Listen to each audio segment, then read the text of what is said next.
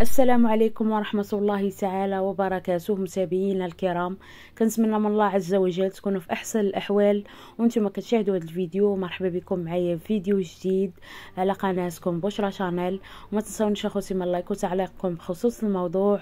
بعد اعلان مرضه، الإعلامي المغربي هشام مسرير كيتلقى هجوم من طرف واحد الفئة في مواقع التواصل الاجتماعي.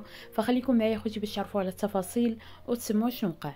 فكيف ما شفتوا اخوتي في الفيديو السابق باللي الاعلامي المغربي المحبوب عند المغاربه داخل ارض الوطن وخارج ارض الوطن هشام مسرير نزل بوست على الحساب ديالو عبر موقع التواصل الاجتماعي انستغرام، وبكل شجاعه بين الجسم ديالو اللي فيه البرص، وقال باللي انا ما حشمانش من راسي، وبعد صراع طويل مع نفسي ومع الناس ومع العائله ديالي والمحيط ديالي قلت لهم باللي غادي ننزل هذه الصوره على الحساب ديالو عبر موقع التواصل الاجتماعي انستغرام، حيت انا ما حشمانش من راسي. واخا بزاف ديال الناس كيشوفوك شوفها ناقصه، بحال كيضربوك بالقرطاس، ها اللي كيتنمر عليك، ها اللي كيسبك، بحال ما عرفت اشنو فيه.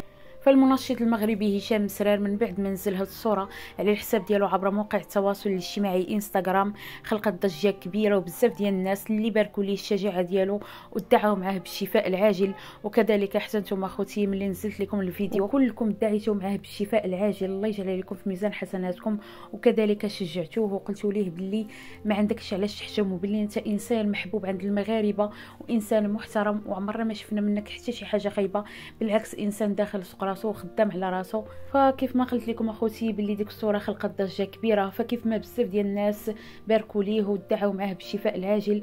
واحد الفئه واحد التعليق اخوتي اللي لا حول ولا قوه الا بالله العلي العظيم، كتشوف حتى تعيا وكتقول واش هاد الناس كيتنفسوا معنا الهواء، حيت التعليق اخوتي اللي غادي تسمعوا اللي غادي تشوفوا راه بزاف. فهاد التعليق كيقول: شوها هاد النوع ديال المبورصين كانوا جدودنا كيدفنوهم حيين، الوقت خيابس ملي تا هما ولاو يخدموا في التلفازه ويتزوجوا بصفاءات حبير كوات. فلا حول ولا قوه الا بالله العلي العظيم. كميه الحقد والبغض في هذا التعليق باز الناس اللي عايشين معاه ولا معاها، كيفاش عايشين مع حياته ولا حياتها، لا حول ولا قوه الا بالله العلي العظيم. فالملاحظه بعدا هو ما مزوجش بصفاء حبيركو، فكيف ما كتشوفوا اخوتي في الصوره فهذه الزوجه ديالو، فالله يخليهم بعضياتهم والله يهدي ما خلق. فهو انسان متصالح مع راسو وحقق بزاف ديال الحوايج في حياته. وكذلك بزاف ديال الناس في التعاليق عندي في الفيديو اللي قالوا ليه نعتوا ليه شحال من واحد باش يقدر انه يتشافى منه، فالله يشافيه ويشافي جميع مرضى المسلمين يا رب. فكنتظر اخوتي تعليقاتكم بخصوص هذا الموضوع. شكرا على حسن المتابعه، الى فيديو قادم ان شاء الله، مع السلامه.